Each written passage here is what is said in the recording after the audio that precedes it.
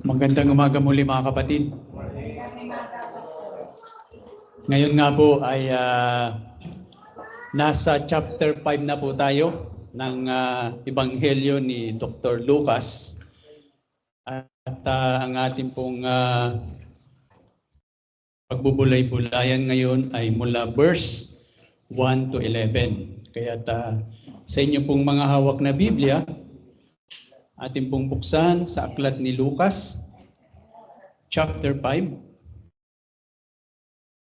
Luke 5. At aking pong babasahin mamaya. Bago po natin basahin yan, naisang pumuli nating tawag nito, balikan ng kaunti.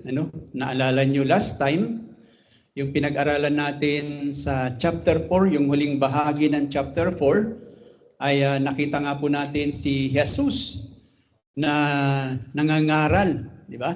Sa Galilea, sa Judea, at yung kanyang ipinapangaral doon ay yung tungkol nga po sa pangako ng Panginoon sa mga Israelita na yung paghahari o na ibibigay sa lahi ni Haring David, yung tinatawag na paghahari na magpakailanman.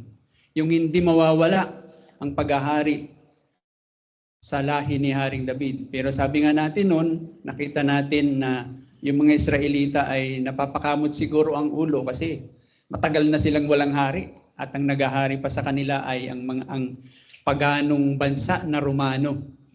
Pero sabi nga ni Jesus, nung nag-umpisa na siyang mangaral, sinasabi niya, andito na ako. Ako na yun. Ako yung pangakong yan. Tinutupad na ng Diyos yung kanyang pangako na maghahari ang lahi ni David magpakailanman. At itinatatag ko na, sabi niya, ang paghahari o ang kaharian ng Diyos. Yun yung huling mensahe ng ating Panginoong Jesus.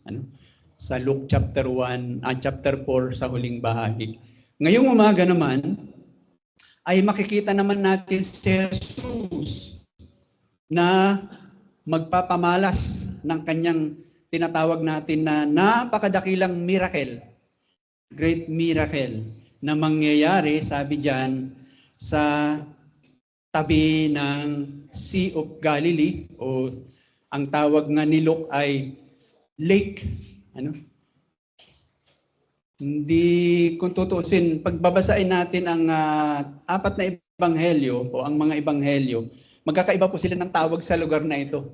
Mayroong yun nga, Sea of Galilee, si Lucas naman, madalas ang bigkas lang niya kasi maraming ulit pa nating mabibigkas itong lugar na ito o masasaksihan sa paglalarawan ni Lucas, itong lugar na ito, na madalas niyang tinatawag lang na lawa ng Galilea, o dito nga ang tawag niya ay lawa ng Genesaret. Pero ang makikita natin dito sa pangyayari dito na si Jesus nga ay nagtuturo dito sa tabing dagat o tabing lawa, at sabi diyan maraming tao, large multitudes ang nandoon. At ang ginawa niya, dahil napakarami ngayong tao, ay lumulan siya sa isang bangka at doon siya nag-umpisang magturo na nakasakay sa bangka. Lumayo siya ng konti sa lupa o sa buhangin para medyo may distansya siya sa mga tao. And then after ng kanyang pagtuturo, makikita natin mamaya na may pangyayaring milagro. Amazing miracle, sabi nga sa English. And then after nung miracles, ay yung pagtawag niya sa kanyang mga disipulo. Dito siya mag-uumpisang magtawag na ng mga disipulo niya. Pero hindi pa ito yung apostol, disipulo pa lang. And then, makikita natin na sa pangyayaring ito ay makikita natin na yung pagtuturo na ginagawa ni Jesus ay napakatindi yung response ng mga tao. Ano? Kakaiba.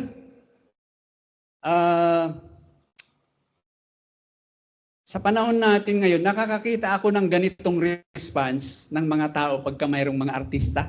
Di ba? Yung dinudumog yung artista, yung nagkakagulo yung mga tao, gustong lumapit sa artista. Di ba? Gusto nilang marinig o malapitan. Ano? Pero dito si Jesus, nagtuturo siya ng salita ng Diyos at makikita natin yung response ng mga tao, kakaiba. Ano? Talagang gusto siyang dumugin. Ano?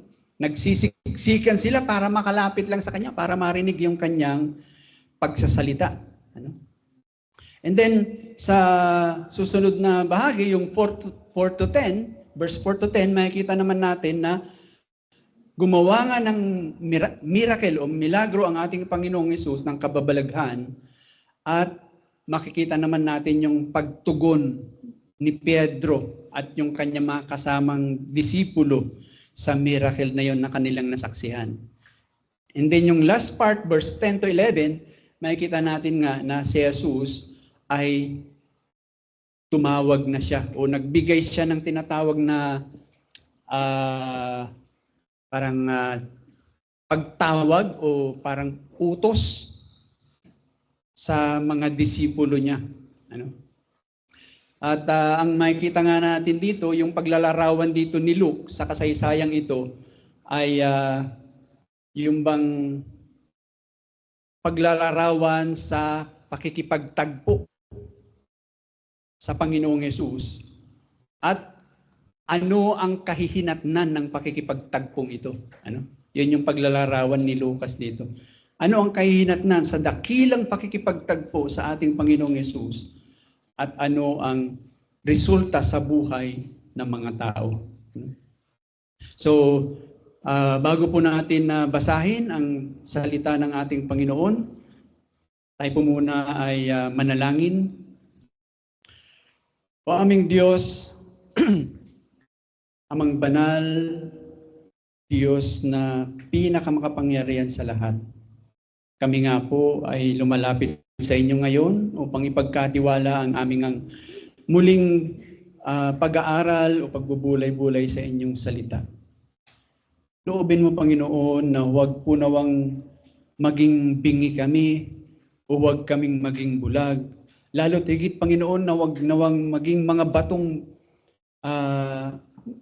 maging bato ang aming mga puso. Kundi bigyan niyo po kami, Panginoon, ng malinaw na pangunawa at ganoon din ng pusong malambot, pusong laman na mararamdaman o matatanggap ang sakit o matatanggap ang kagalakan na inyong ibibigay sa amin sa umagang ito. Kaawaan niyo kami, Panginoon, sapagkat sa tulong lamang ng inyong banal na Espiritu, mangyayari po ang ganitong katotohanan. Pinagkakatiwala nga po namin ang lahat. Ito'y dinadalangin namin sa ngalan ng inyong anak na si Jesus. Amen. So buksan po natin sa aklat ng Lucas chapter 5 mula verse 1 hanggang 11. Ito po ang salita ng Panginoon. Pakinggan po natin ng may pagpapakumbaba. Samantalang sinisiksik si Jesus ng napakaraming tao upang makinig ng salita ng Diyos, siya'y nakatayo sa tabi ng lawa ng Genesaret. Nakakita siya ng 2 bangka na nasa tabi ng lawa, wala na roon ang mga mangingisda at naghuhugas na ng kanilang mga lambat. Lumulan siya sa isa sa mga bangka na pag-aari ni Simon at hiniling sa kanya na ilayo ito ng kaunti sa lupa. Siya'y umupo at mula sa bangka ay nagturo sa mga tao. Nang matapos siya sa pagsasalita, ay sinabi niya kay Simon, "Pumunta ka sa malalim at ihulog ninyo ang inyong mga lambat upang makahuli." Sumagot si Simon, "Guro, sa buong magdamag ay nagpagod na kami at wala kaming nahuli. Subalit dahil sa iyong salita ay ihuhulog ko ang mga lambat." Nang magawa nila ito, nakahuli sila ng napakaraming isda at halos masira ang kanilang mga lambat. Kaya kinawayan nila ang mga kasamahan nilang nasa ibang bangka upang lumapit at tulungan sila. Sila'y lumapit at pinuno ng isda ang dalawang bangka. Ano pat sila'y nagpasimulang lumbog. Ngunit nang makita ito ni Simon Pedro, lumuhod siya sa paanan ni Jesus na nagsasabi, "Lumayo ka sa akin sapagkat ako'y taong makasalanan, O Panginoon." Sapagkat siya at ang lahat ng kanyang kasama ay namangha dahil sa mga isdang kanilang nahuli. Gayon din si Santiago at si Juan, mga anak ni Zebedeo, na mga kasamahan ni Simon. At sinabi ni Jesus kay Simon, "Huwag kang matakot, mula ngayon ay mamamalakaya ka ng mga tao." Nang maitabi na nila sa lupa ang kanilang mga bangka, ay iniwan nila ang lahat at sumunod sa Kanya. Purihin ng Panginoon sa pagkabasa ng Kanyang salita. Nawa, ang Panginoon sa tulong ng Kanyang banal na Espiritu ang siyang magtanim nito sa ating mga puso. Tanong, kung iisipin ninyo na kayo ay nandoon personal, habang nagsasalita, nagtuturo ang Panginoon at sa paggawa niya ng miracle at yung pagtawag niya sa kanyang mga disipulo, kung kayo ay nandoon, ano ang magiging response ninyo? O ano ang gagawin ninyo? Sabihin na lang natin, kung isa kayo sa disipulo na kanyang tinawag, personal na na-encounter nyo ang Panginoon at gano'n yung inyong nasaksihan, ano kaya ang inyong magiging response? Dito makikita po natin na yun nga, ang ating Panginoong Hesus ay nagturo at yung kanyang pagtuturo ay humantong sa tinatawag natin na nagtuloy-tuloy na dumating sa paggawa niya ng napakadakilang kababalaghan. At pagkatapos ng kababalaghan na yon, ay nagbigay siya ng challenge in a way sa kanyang mga alagad o mga sumusunod sa kanya. Bagamat masasabi nga natin na sa ating passage o sa talata na ating pinag-aaralan ngayon ay mayroong dakilang tawag natin dito, pagtawag ang ating Panginoon na kakaiba. Bakit? Kasi bago siya nagbigay ng tawag, mayroon muna siyang binanggit yung salitang "Don't be afraid." Yung huwag kang matakot. Bakit ba? Bago siya sinabi na sumunod kayo sa akin o mayroon tayong gagawin, mayroon muna siyang sinabi na huwag kang matakot. Dahil mayroon ka ng ibang gagawin ngayon. Hindi ka na mangingisda ng isda, kundi mangingisda ka na ng tao.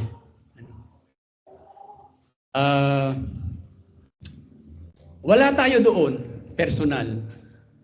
Sigurado yan. Kasi iba na yung panahon natin ngayon. Matagal nang nangyari yun. Pero sa tuwing mag-aaral tayo ng salita ng Diyos, tulad ngayon, pinag-aaralan natin ang salita ng Diyos,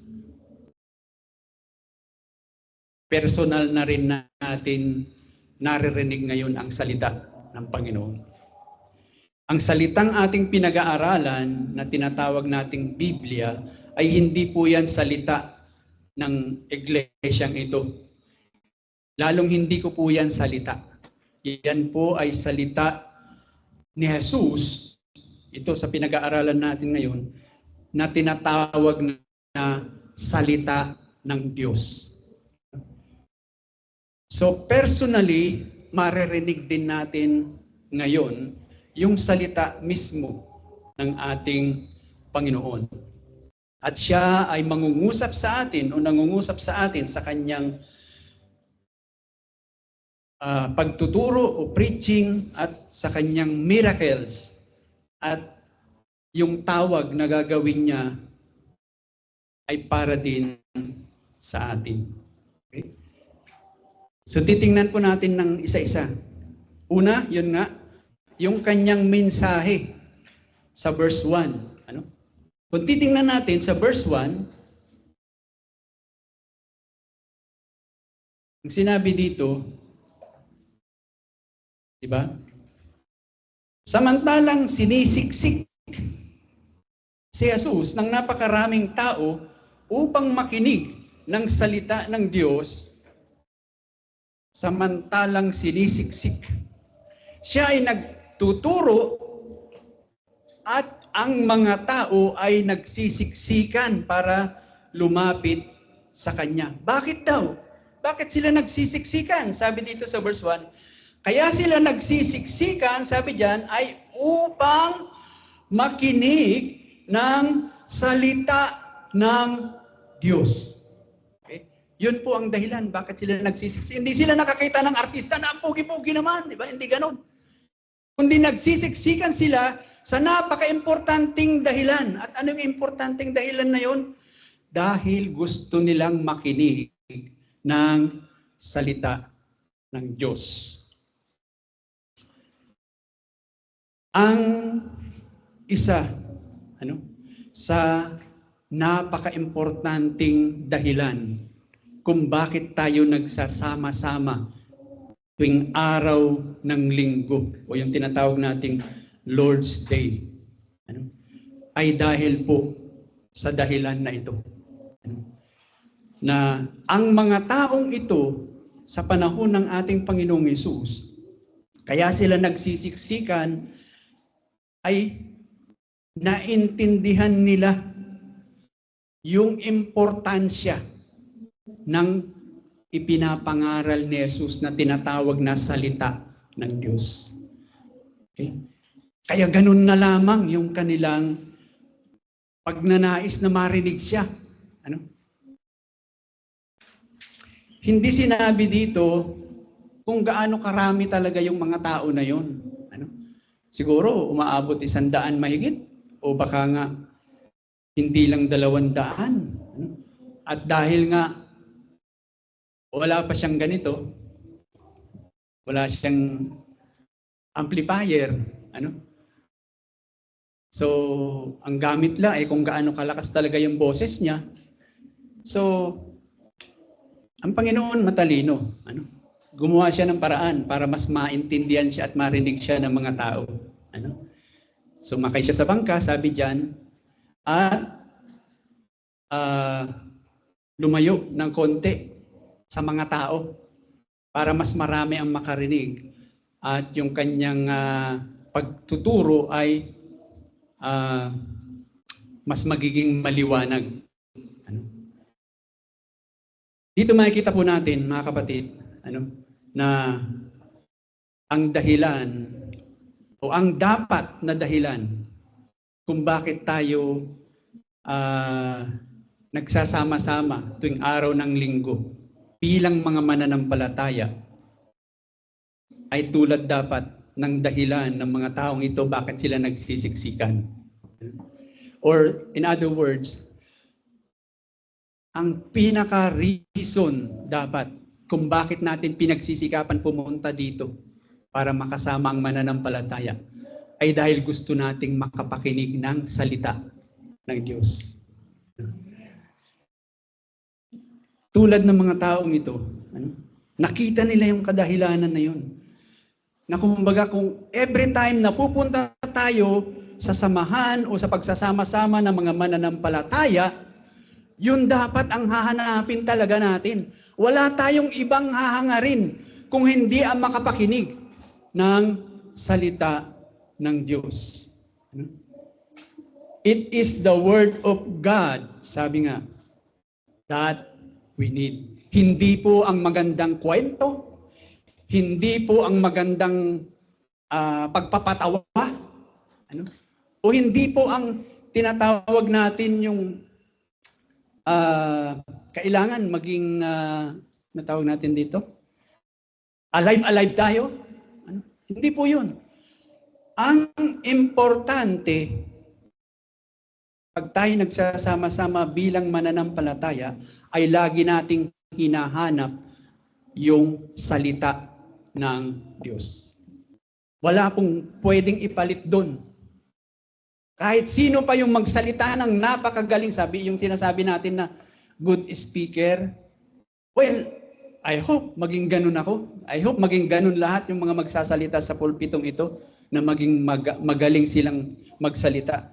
Pero kung gaano man kagaling, kung wala ang salita ng Diyos, hindi po yun ang mahalaga. Ang mahalaga, sabihin ko na lang, nakakaantok man yung salita nung nagsasalita. Pero kung ang sinasabi niya ay alam mong nasa salita ng Diyos, pagsikapan mong pakinggan yan. Kasi yan ay importante. Di ba naalala niyo si Pablo, nagtuturo, may nahulog sa bintana. Pero salita ng Diyos ang tinuturo ni Pablo eh. Ano? So yun po yung isang bagay na ini-emphasize po dito ni Lucas. Ano? Na ang dahilan o ang response ng mga tao sa kanyang pagtuturo ay ganun na lamang kainit. Ano? Talagang handa silang makipagbalyahan siguro. Ano? Dahil gusto talaga nilang marinig. Ano?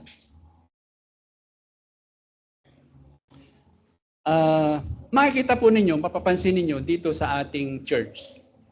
Pati yung mga kinakanta natin, hanggat maaari, yung tinatawag nating Psalter hymnal, galing talaga sa Bible yan, yung galing sa mga Psalms. Ano? Yun ang ibig sabihin ng Psalter hymnal. Galing sa aklat ng mga awit, yung mga kinakanta natin. Bakit? Kasi yun dapat ang,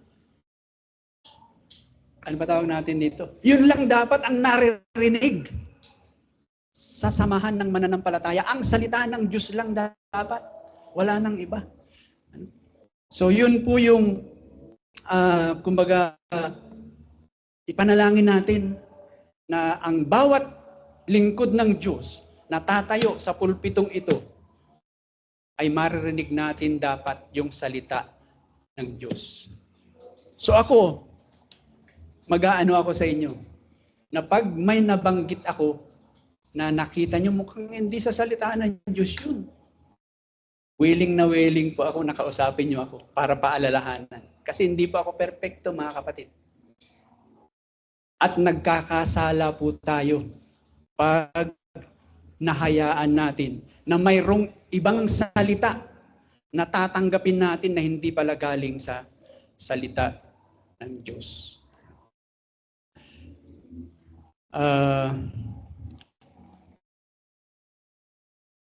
Hindi po mahalaga kung sino ang tatayo dito para magsalita. Ang mahalaga ay yung salita ng Diyos ba ang kanyang ibinabahagi. Yun po ang mahalaga doon. Naalala ko nung bago-bago pala ako sa pagiging mananampalataya ako. At malaking church yung pinag-umpisahan ko kasi. Yung tinatawag na Bread from Heaven. Nandun yan sa may BF Homes dati. At member kami ng tinatawag na pastoral staff. At ano tawag nito? Mayroon kaming oras na dapat nandoon kami sa church bilang tinatawag na ano tawag natin dito? Parang nandoon kami para tumanggap ng mga tawag, tumanggap ng mga tanong. Kasi nasa 2,000 na yung miyembro eh. So may mga pumupunta talaga sa church. Hindi tulad sa atin, kahit may mag-stay dito, maghapon, wala siguro pupunta dito para kasi ilan pa lang tayo, magkakapit bahay naman tayo. Hindi na kailangan pumunta pa dito, nagkakaalaman na tayo lahat. Pero doon, meron kailangan yung ganun, yung tinatawag na pastoral staff of the day, na may 2 staff na mag-stay doon sa church, tatawag ng mga call. Kaya lang, Ang nakakalungkot, mga kapatid, ganito. Tuwing araw ng Sabado, may tumatawag, ang dami. Actually, hindi lang ilan. Tatawag, tas alam niyo kung anong tanong? Sino po ang preach? Kasi 3 yung service namin eh. 2 sa umaga, 1 sa hapon. Ang tanong ay, sino pong preacher ng morning service? Pag sinabi mo si pastor ganito, tatanong pa siya ulit, sino naman pong preacher sa tanghali? Kumaga, alam niyo kung bakit siya nagtatanong? Kasi hinahanap niya yung preacher na gusto niya. Diba? Ipinagpapalit niya yung mensahe ng salita ng Diyos sa mensahero. Hindi po tama yun, mga kapatid. Dapat ang hinahanap natin ay yung mensahe na galing sa salita ng Diyos at hindi po yung mensahero.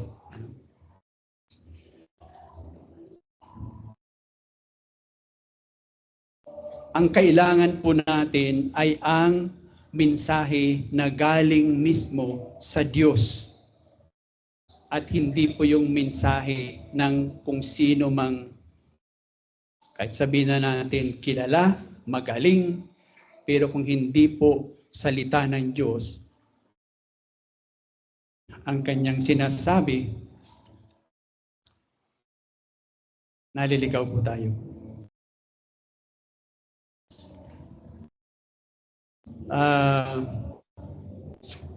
Ako marami na rin akong narinig na mensahero,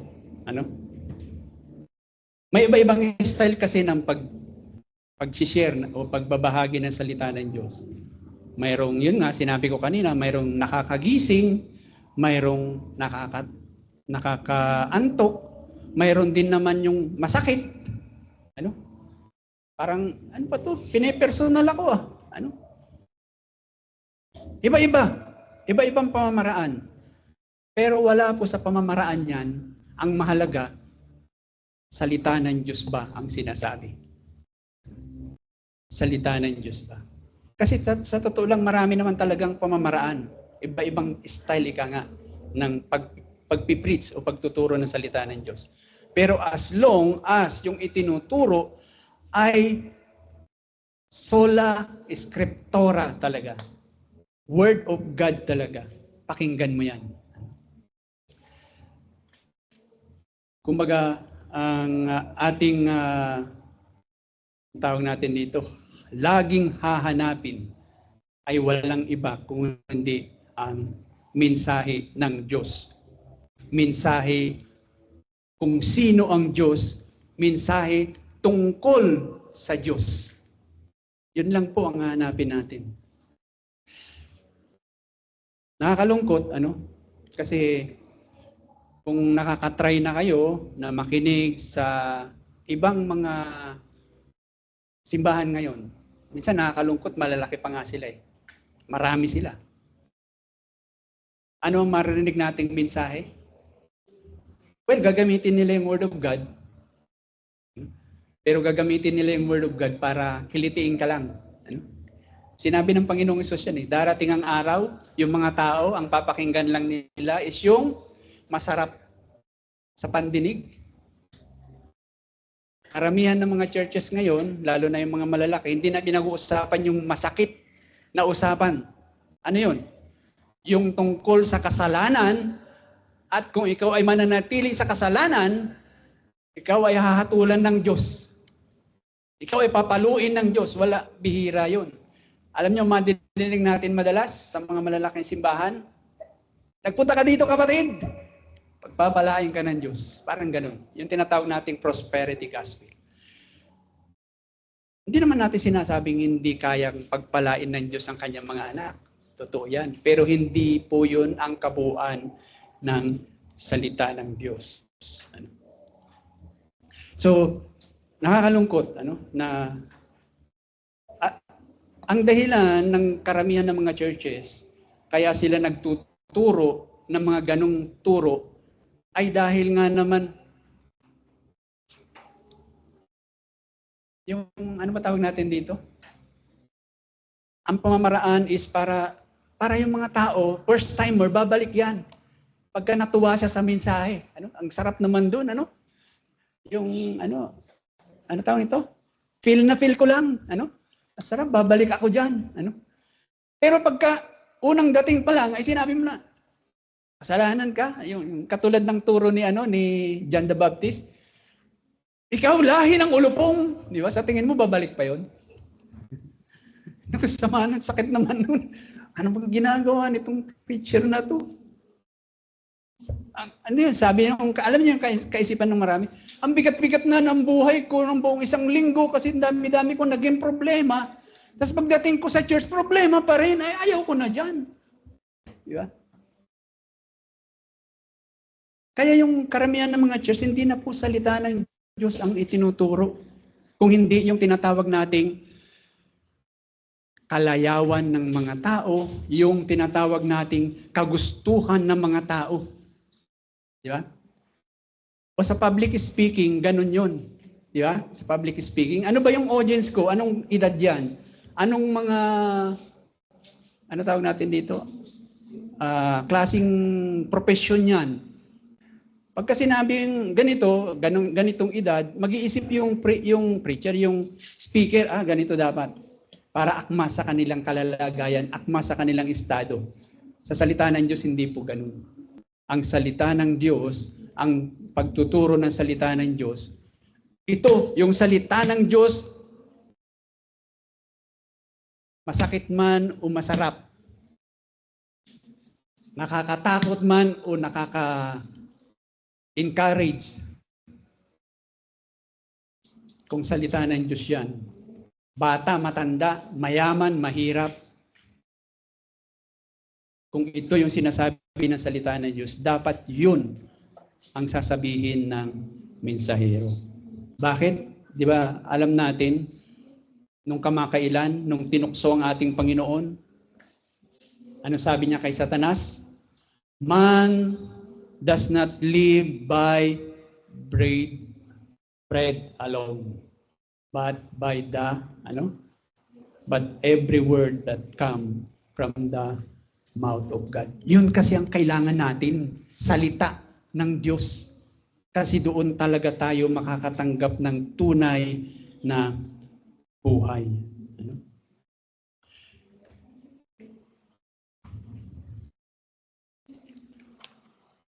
So, pangalawa, pagkatapos ng preaching o pagtuturo ng ating Panginoon, makikita naman natin sa verse 4 hanggang 10, yung tinatawag na, kung meron siyang dakilang mensahe na talaga namang dinumog ng mga tao, meron naman siyang dakilang miracle. O yung pagpapakita niya ng kanyang tinatawag na kapangyarihan. Makita natin dyan, di ba? Na may mga bangka. Si Simon Pedro, sabi dyan, at saka yung magkapatid na si James and John, na anak ni Zebedeo. Sabi dyan, naglilinis na sila ng bangka eh. Kasi wala silang nahuli, magdamag. Pero pagkatapos ng gamitin ng Panginoong Hesus yung bangka ni Pedro, sabi niya, Pedro, alam ko wala kang nahuli. Ibalik mo doon sa malalim. Tapos, ihulog mo ulit yung lambat mo. Makita natin yung sagot ni Pedro. Ano yung sagot niya? May mayroong sabi sa verse 5, di ba? Nung sabihin sa kanya ni Jesus, yung ihulog ulit sa mas malalim, sabi ni Pedro, Guro, buong magdamag na kaming nagpagod. Walang isda wala kaming nahuli. Kung makikita natin yung tugon ni Pedro doon sa sinabi ni Jesus na bumalik ka doon, mangisda ka ulit? Sabi, parang gustong sabihin ni Pedro, hindi na lang pinaliwanag dito, pero bilang mangingisda, sabi siguro ni Pedro, Panginoon, karpentero ka eh. Kilala ko yung tatay mo si Jose, karpentero yun. Pero ako mangingisda, bitirano na ako kasi yung pangingisda ko, minana ko pa yan sa magulang ko. Lumaki akong nangingisda at alam ko gabi kung mangisda.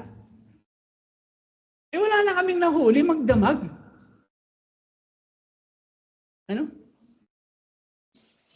Pero makita natin si Pedro, anong tawag niya kay Jesus? Guro. Or sa English, master. Sa kanyang isip, alam niya, may hindi naayon ito sa sa style ng pangingisda ko eh. Lumaki na ako na ganito, ito yung effective talaga gabi. Pero master kita eh. Kinikilala kita bilang aking guro, bilang aking master. Kaya ano sabi niya? Dahil sinabi mo, gagawin ko. Ano po makikita natin dito mga kapatid? Makinig kayo, mabuti. Madalas, ang makikita po natin na ipinagagawa sa atin ng Diyos ay hindi ayon sa ginagawian nating gawin. Kahit na simula pa nung pagkabata mo, ganyan na talaga yung ginagawa mo, o kahit na nakikita mo yung paligid mo, ganyan talaga yung ginagawa nila at nagtatagumpay naman sila, pero minsan sasabihin sa'yo, o madalas nga sasabihin sa'yo ng Diyos, huwag kayong umayon sa takbo ng sanlibutan ito, Romans 12, di ba? Pero magbago kayo ng pag-iisip. Ibig sabihin, gawin ninyo ito na hindi ayon sa ginagawa ng marami o hindi ayon sa kinagawian mong gagawin.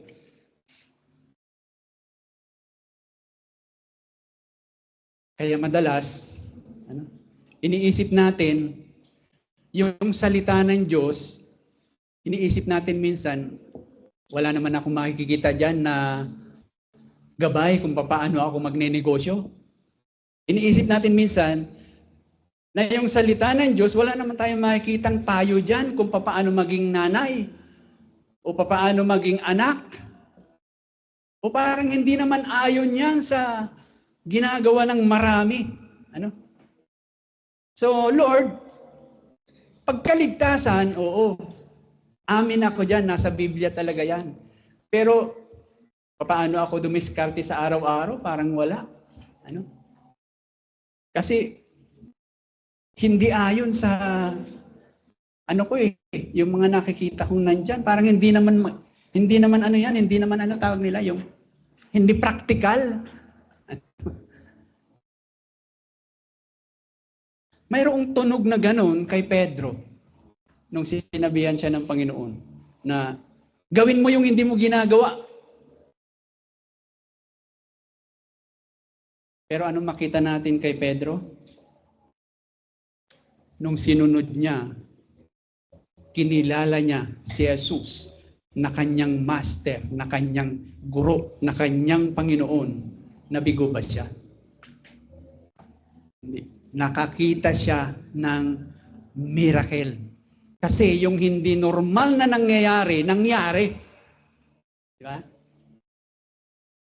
Yung hindi niya inaasahan, nangyari. Never pa sa buong buhay niya na nakakita siya ng ganon. Na may nangisda ng tanghali.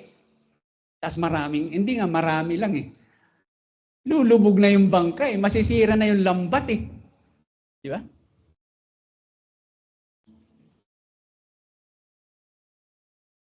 Minsan po sa buhay natin ganyan yan. Sa mag-asawa, Di ba? Ano sabi ng salita ng Diyos sa mag-asawa? Wife, submit to your husband. Naku, paano naman ako magsasubmit niyan? Ikulelat yan eh. Di ba? Ako ang mas madiskarte eh. Di ba? O kaya yung sinasabi pa ng ibang mga, ako ang Kristiyano eh, siya hindi eh. Paano naman ako magsasubmit? Di ba? Hindi, yun yung salita. So, gawin mo. Makikita mo ang kapangyarihan ng Diyos. Yung anak, di ba? Love your parents, di ba? Honor your mother and your father. Ang sasabihin ng anak, hindi, matanda na yan, mas madiskarte ako ngayon. Ito na yung style ng kabataan, hindi nila naintindihan yan. Hindi. Sinabi ng Diyos yan. At ito, mas matindi. Love your enemy. Nakupunwag naman. Kaaway nga eh. Gagantihan ko yan no matter what, dila lang ang walang latay. Di ba? Pero hindi. Yan ang sinabi ng Diyos. Hindi nga lang basta love eh. Pray for them. Ay, pinapanalangin ko talaga yan, Lord. Sana paglabas niya masagasaan na o kaya madapa na. Hindi po.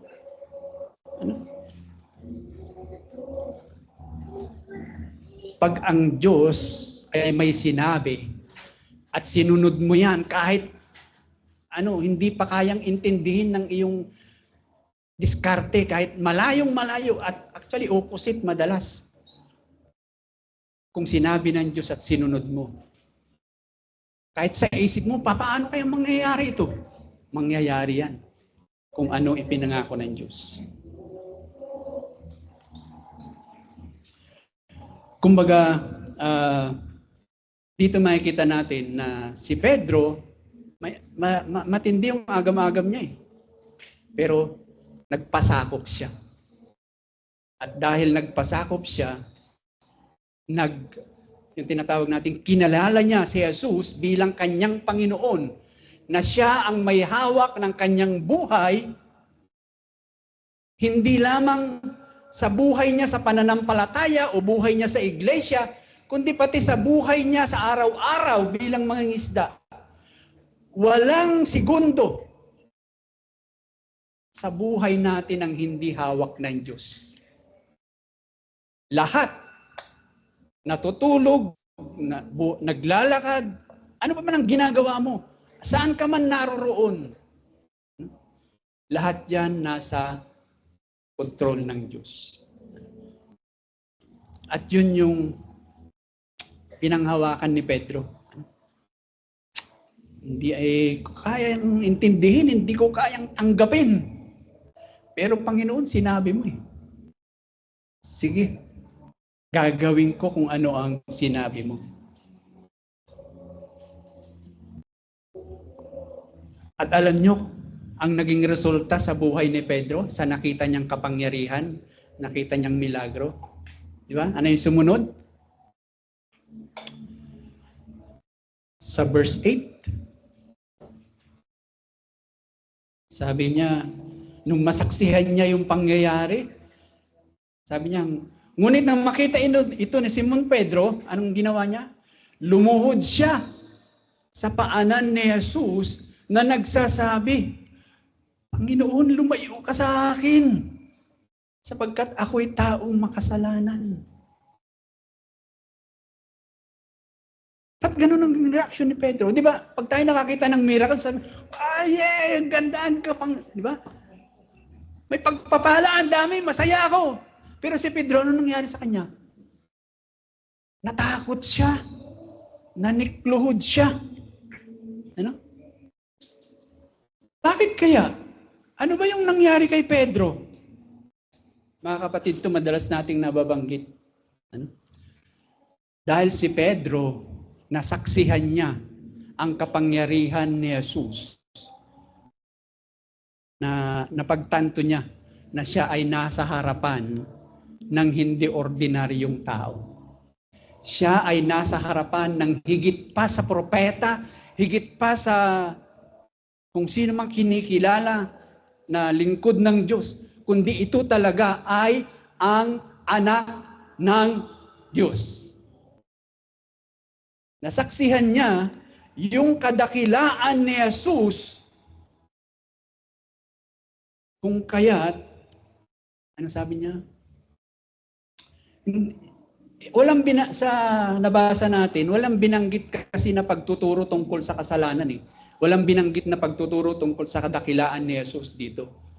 Ang nakita lang ni Pedro ay yung dakilang kapangyarihan, yung dakilang miracle. Pero sapat na yon para si Pedro ay nakita niya yung kadakilaan ni Jesus nung tumingin siya kay Jesus at nung tumingin siya sa kanyang sarili. Alam niyo kung ano nakita niya? Yung kadakilaan ng kanyang pagiging makasalanan. Yun po lagi. Actually, kung pupunta po tayo sa lumang tipan, kung pamilyar tayo sa lumang tipan, di ba? Madalas na nga rin natin nababanggit ito. Ang isang maliwanag na halimbawa dyan, na nakita din niya ang kadakilaan ng Diyos. Sino yon? Yan, kilala ng karamihan. Si Isaiah. Di ba? Nung makita niya, sabi doon, yung mga kerubin na nagsisigaw, banal, banal, banal.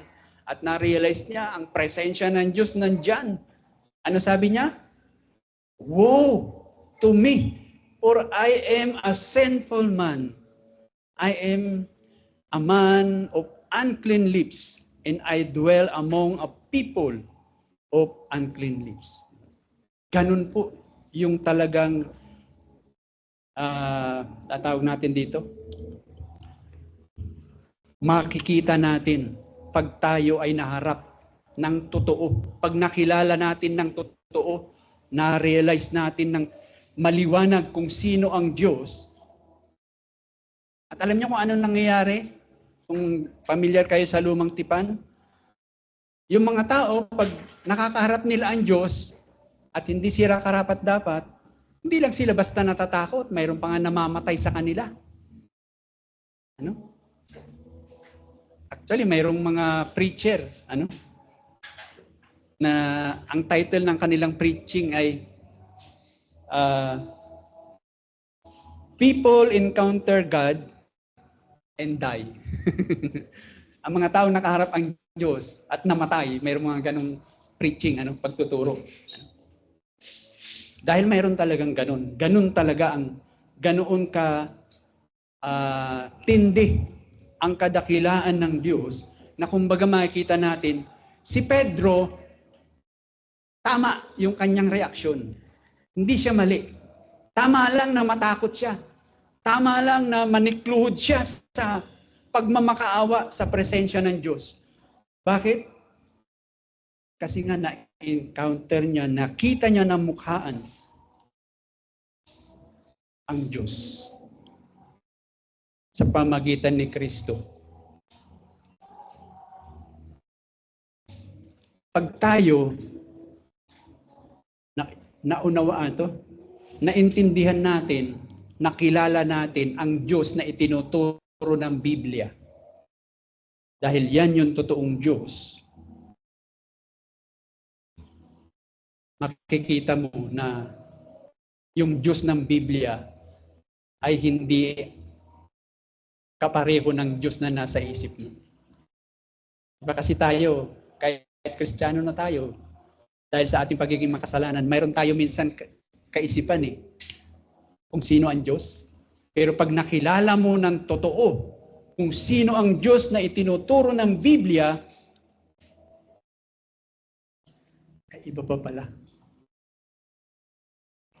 Napakadakila pala talaga ng Diyos. At hindi kayang, ano tawag natin dito? I-contain. Hindi kayang mailagay sa isip ko kung sino lang ang Diyos. Kulang. Mas higit kaysa sa iniisip ko kung sino ang Diyos. Ang tanong, na-encounter nyo na ba? Nakilala nyo na ba yung ganyang Diyos?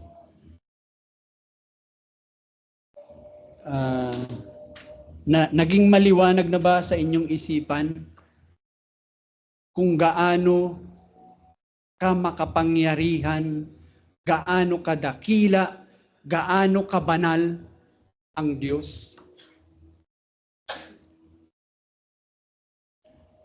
Or baka hanggang ngayon ay binabaliktad nyo pa ang mga pangyayari? Na ibababa nyo si Jesus o ang Diyos at kayo ang mas mataas. Minsan marami akong narinig na panalangin. Hindi naman dito, pero narinig ko sa iba-ibang lugar. Lalo na sa taon nito, nung nag-aaral pala ako sa Bible School, marami akong mga namin kasi yun, mga assignment namin, pupunta kami sa iba-ibang church para mag-observe. And marami akong naririnig na pag nananalangin ay hindi nagpapakumbaba sa Diyos at kinikilala ang kadakilaan ng Diyos. Kung hindi ginagamit yung salitang in Jesus name. Diba? Pag sinabi mo yun, parang magic word. Dapat pag sinabi mo in Jesus name, yung Diyos walang magawa, susundin ka talaga kasi ginamit mo yung salita ng Diyos. Ganon yung kaisipan nila. Pero hindi po yun ang pagkilala sa Diyos. Ang pagkilala sa Diyos is, yan yung sinir ni Elder Arvin kamakailan, kahapon, nung Friday. Diba? Our Father who art in heaven.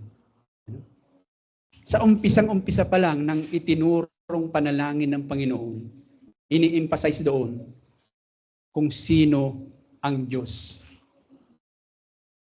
Nasa langit, hindi ibig sabihin doon na napakalayo niya, kundi ang gustong ipakita doon, langit at lupa, ang kadakilaan niya kumpara sa atin.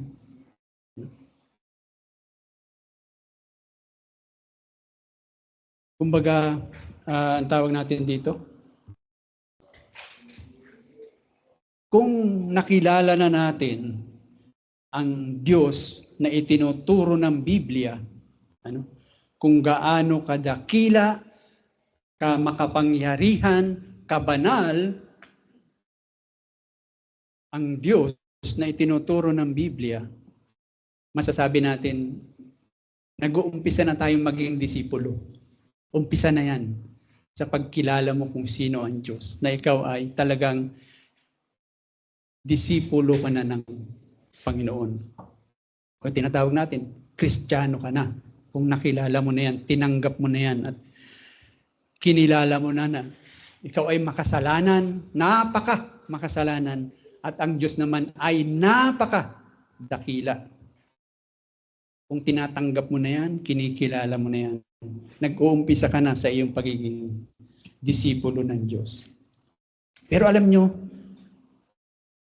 dahil nga ang ating Panginoon ay napakadakila, napakabanal, napakamakapangyarihan, yung ating kalalagayan na sinasabi nating makasalanan,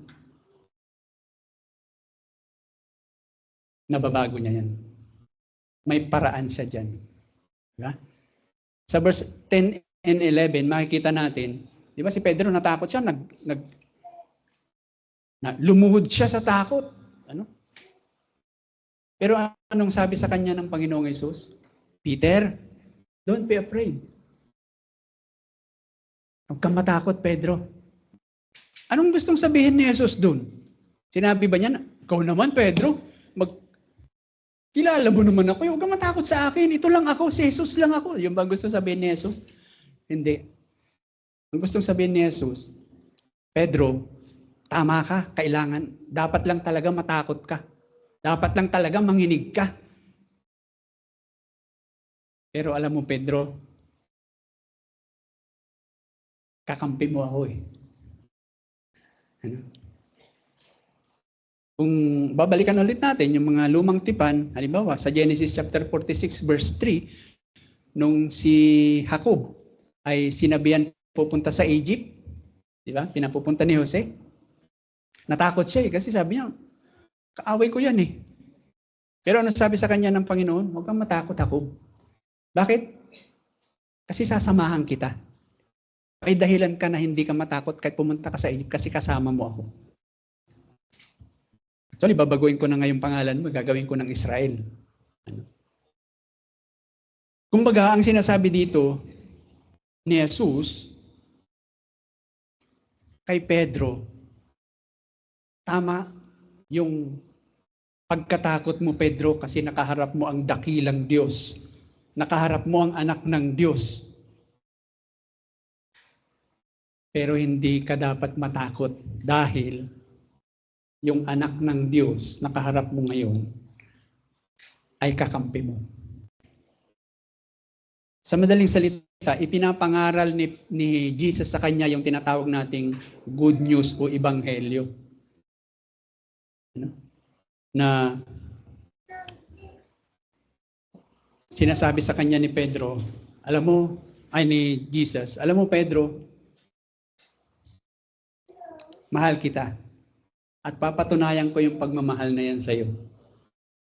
Mamamatay ako para linisin ang iyong kasalanan. Mamamatay ako para pagharap mo sa Diyos, dahil sa iyong pananampalataya sa ginawa ko, hindi na hatol ang ibibigay sa iyo ng Diyos. Hindi ka na matatakot sa harapan ng Diyos dahil sa gagawin kong pagliligtas sa iyo.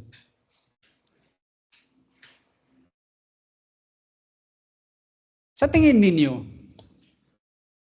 o sa inyong kaisipan, ano ba ang ibig sabihin ng impyerno? Bakit pa tinatawag na impyerno yung impyerno? Ito yun. Kaya tinatawag na impyerno yung impyerno kasi kung nandoon ka, kasama mo ang Diyos nang walang hanggan. Masaya naman pala kasama mo ang Diyos. Hindi. Kasama mo ang Diyos na nagbubuhos ng kanyang matinding puot sa kasalanan. Forever and ever. Yun ang impyerno. Kaya hindi po si Satanas ang nangunguna sa impyerno. Siya yung nangunguna sa tumatanggap ng kaparusahan ng Diyos o puot ng Diyos sa kasalanan. Pero ang Diyos pa rin po ang nandoon at nagbubuhos ng kanyang puot sa kasalanan. Ang kabuuan ng kanyang puot sa kasalanan, doon mo makikita sa impyerno habang kasama mo ang Diyos. Ano naman ang langit? Ang langit ay nandoon din ang Diyos nang walang hanggan. Pero anong pagkakaiba? Pero nandoon ang Diyos hindi upang ibuhos ang kanyang puot sa kasalanan. Alam niyo kung bakit? Kasi ang mga nandoon sa langit, nakasama ang Diyos for eternity, ay mayroon silang tinatawag na tagapamagitan. Nandoon kasi si Jesus na kanilang Panginoon at tagapagligtas. Kaya't sa langit, nandoon at puro awa, pagmamahal ang ipaparanas sa kanila ng Diyos. Sa anong dahilan? Dahil mayroon silang tagapamagitan. Mayroon silang, yung sinasabi nga ng ilan, mayroon silang defense attorney na siguradong panalo.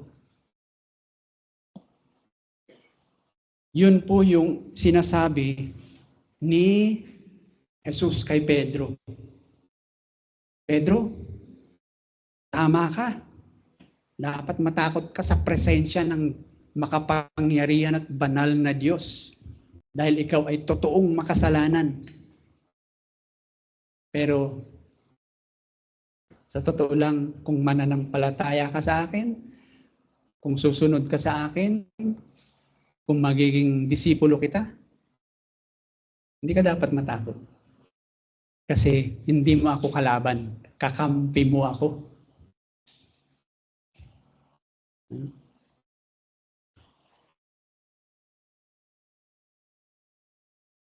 Dito makikita natin na yung naging resulta sa buhay ni Pedro at saka yung mga kasamahan niyang disipulo nung masaksihan nila yung pagtuturo ni Jesus at nasaksihan nila yung kapangyarihan ni Jesus. Ano ang sumunod doon? Diba sabi ni Jesus sa kanila,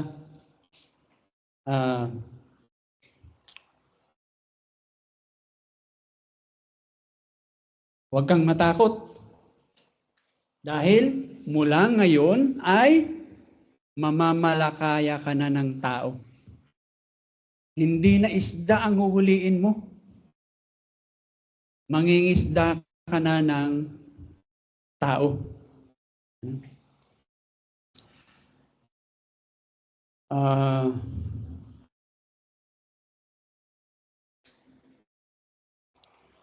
Anong naging tugon ng mga disipulo nung sinabi sa kanila ni Jesus yun?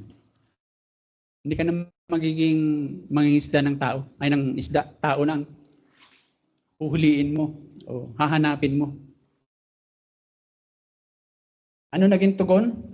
Sabi doon sa last part, verse 11, nang maitabi na nila sa lupa ang kanilang mga bangka, ay anong ginawa? Iniwan nila ang lahat at sumunod kay Jesus.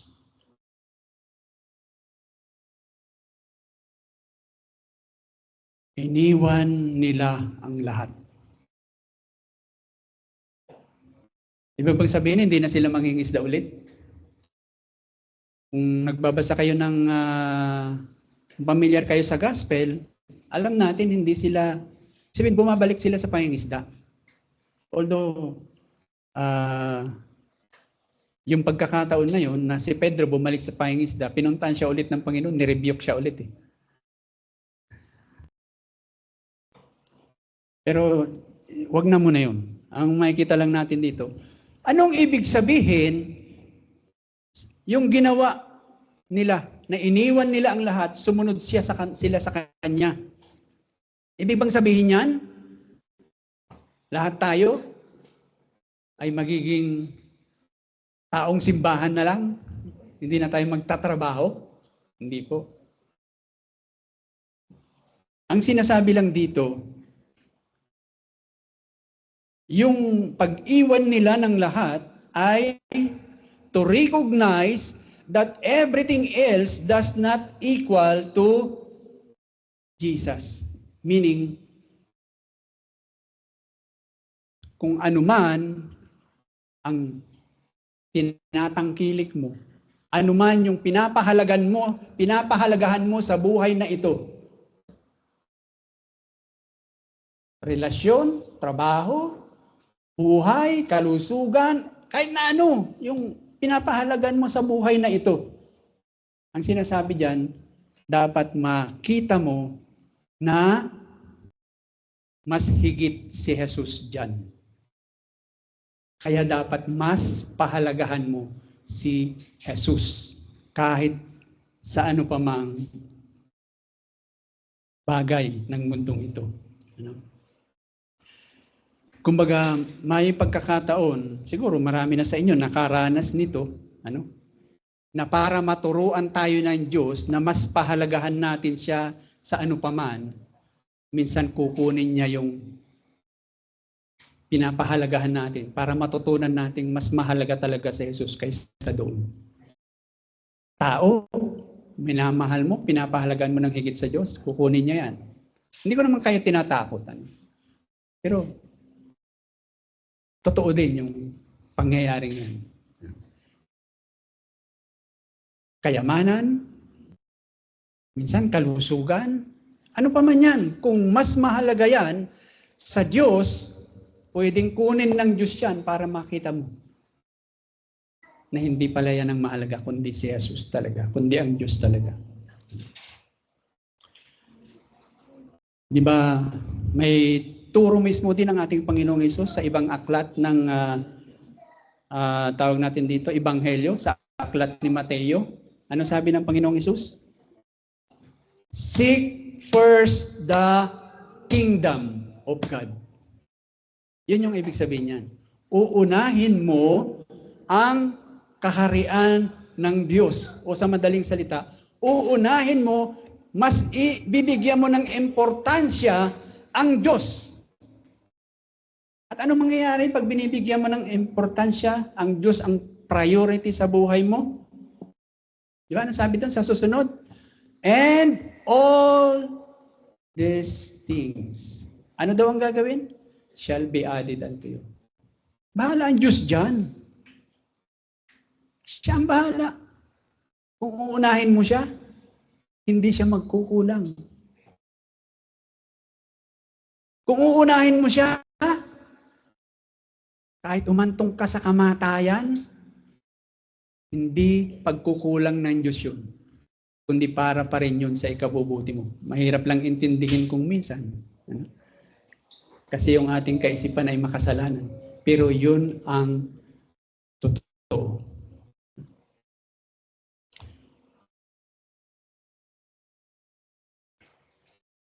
Dito makikita natin na yung sinasabing yung response ng mga disipulo, lalo na nga kay Pedro at saka si John and James, ay iniwan nila ang lahat. Ibig sabihin, mas pinahalagahan nila si Jesus kaysa ano pa mang mayroon sila. Ang sinasabi niyan ay hindi ibig sabihin na lahat tayo magiging pastor, lahat tayo magiging missionary, pero pwedeng mayroong ganun. Pwedeng mayroong tawagin talaga. Kung ano man yung trabaho mo ngayon, aalisin ka ng Diyos yan para gawing kanyang elder, pastor, missionary. Wala pa tayong missionary. Ako naranasan ko konting maging missionary, pero hindi madaling maging missionary sa totoo lang. Pero, pwede rin naman na inuuna mo si Jesus, siya talagang number 1 sa buhay mo, pero nananatili ka sa kung anumang profession mayroon ka ngayon. Pwede rin yan. Hindi ibig sabihin lahat. Kung lahat na lang magiging preacher, sino pa makikinig? Lahat na tayo preacher. Lahat tayo nagsasalita kung linggo, hindi na po. Hindi na healthy yon. Ang pagpapahalaga o yung tinatawag na pag-recognize na ang lahat ay hindi maikukumpara kay Jesus. Kung pagpapahalaga ang pag-uusapan, ay ibig sabihin, kung ano man yung ginagawa mo ngayon, estudyante ka, dapat na ipapakita mo na mas mahalaga si Jesus kaysa kung ano pa man ang ginagawa mo bilang estudyante. Magulang ka, dapat pinapakita mo sa pagiging magulang mo na mas mahalaga si Jesus lahat para sa iyo. Ano pa man yan, ginagawa mo, pwede kang gamitin ng Diyos sa kung anumang kinalalagyan mo ngayon para maipakita mo na si Jesus ang number 1 para sa iyo. Yun po yung sinasabi dito.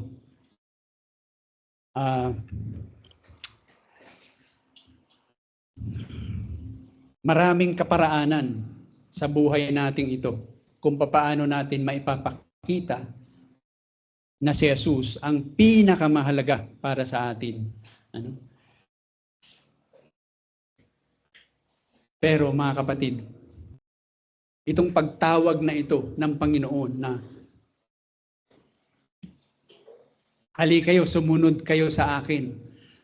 Hali kayo, gawin niyong ako ang pinaka-importante sa ano pa mang bagay sa inyong buhay. Maliwanag po na ang pagtawag na ito ay hindi lamang para sa mga apostol o para sa mga disipulo ng panahon na yun. Kundi yan po ay challenge o pagtawag ng Diyos sa lahat ng mga nagsasabing nananampalataya sa Kanya. Kung tayo, sinasabi natin, Kristiyano tayo, nananampalataya tayo sa Panginoon, yan po ang pagtawag sa inyo o sa atin ng Diyos.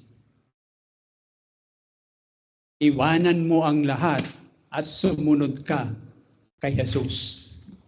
Or in other words, unahin mo si Jesus ng higit sa ano paman sa mundong ito. Or yung word na ginagamit o na sinabi ni Pablo, medyo hindi gaano kapareho, pero halos yun na rin yun. Alam niyo yun? In everything you do it all for the glory of God. Gabay nyo yun para makapamuhay kayo na si Kristo ang inuuna ninyo sa inyong buhay. So sana mga kapatid, makasama ko kayo sa adhikain na iyan. Na sumunod sa Panginoon at manampalataya sa Kanya, o yung sa salitang English, trust and obey. Tayo po'y manalangin. Aming Ama at aming Diyos na makapangyarihan sa lahat, tunay nga po na kung aming titingnan yung aming mga pamumuhay bilang isang mananampalataya, ay ang dami po naming pagkukulang. Madalas hindi po namin inuunang hanapin ang inyong salita. Kung bakit kami sumasama sa kapulungan ng mananampalataya. Madalas ay hindi namin nakikita ang inyong kadakilaan sa tuwing sumasama kami sa pagtuturo ng salita ng Diyos. At madalas ay hindi po namin inuuna ang pagsunod o ang pagsasabuhay ng inyong kalooban. Inaamin po namin ang lahat ng ito, Panginoon. Kung kaya't kami po ay inyo nawang biyayaan dahil alam namin na sa tulong lamang ng inyong banal na Espiritu, kami po ay makakapamuhay ng naayon sa inyong kalooban. At patawarin niyo nga po kami, Panginoon, sa lahat ng aming mga pagkakasala. Itong aming dalangin sa ngalan ng inyong anak na si Jesus. Amen. Amen.